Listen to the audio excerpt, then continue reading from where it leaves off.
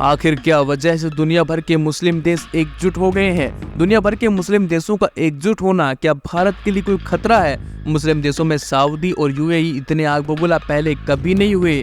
इन देशों का आग बबूला होने की वजह क्या है? आज की इस वीडियो में इन सभी सवालों के जवाब जानेंगे। दरअसल भारत के मित्र देश इजराइल पर संकट के बादल मंडराने लगे हैं। इजराइल के खिलाफ एक बड़ा समूह एकजुट हो चुका है। गाजा में युद्ध को लेकर इस्लामिक ग्रुप के देश एकजुट हो चुके हैं और ये सभी इजराइल के खिलाफ है। मिस्र और संयुक्त अरब अमीरात ने बुधवार को हेग स्थित संयुक्त राष्ट्र की शीर्ष अदालत में इजराइल की निंदा की। इससे पहले सऊदी अरब ने इजराइल को दो टूक में जवाब दिया था। सऊदी अरब ने यह भी कहा था कि इजराइल के अपराधों को कोई क्षमा नहीं करेगा। मुस्लिम देशों के एकजुट होने के बाद अब इजराइल को कैसे टारगेट किया जाएगा, आइए जानते हैं।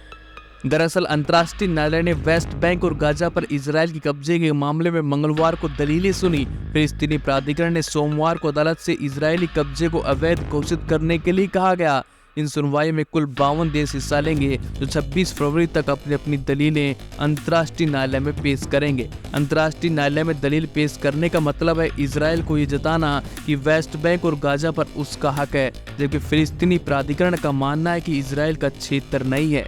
अंतर्राष्ट्रीय न्यायालय में जिन देशों ने अपील की है वो फिलिस्तीनी समर्थक और इस्लामिक देश हैं। बुधवार को संयुक्त राष्ट्र में यूएई के राजदूत लाना नुसबे ने कहा कि अंतर्राष्ट्रीय कानून इजराइल और फिलिस्तीनी क्षेत्रों पर भी लागू होना चाहिए और इस मामले में आईसीयू जो भी राय देगी वो उचित होगी। यूएई के राजदूत ने बैठक में कहा कि आज हम बैठक कर रहे हैं और उधर फिलिस्तीनियों पर इजराइल अत्याचार कर रहा है, उसे कोई सजा नहीं हो रही। पिछले कुछ महीनों में इजराइल पर हमला, उसके बाद गाजा पट्टी पर विनाश, वेस्ट बैंक में उत्पीड़न, इससे स्पष्ट होता है कि 2 स्टेट सॉल्यूशन को साकार करने की जरूरत है। इसके बाद मिस्र के राजदूत ने इजराइल की कड़ी आलोचना की। मुस्लिम देशों के एकजुट इजराइल को घेराबंदी के लिए संकेत दे रही है।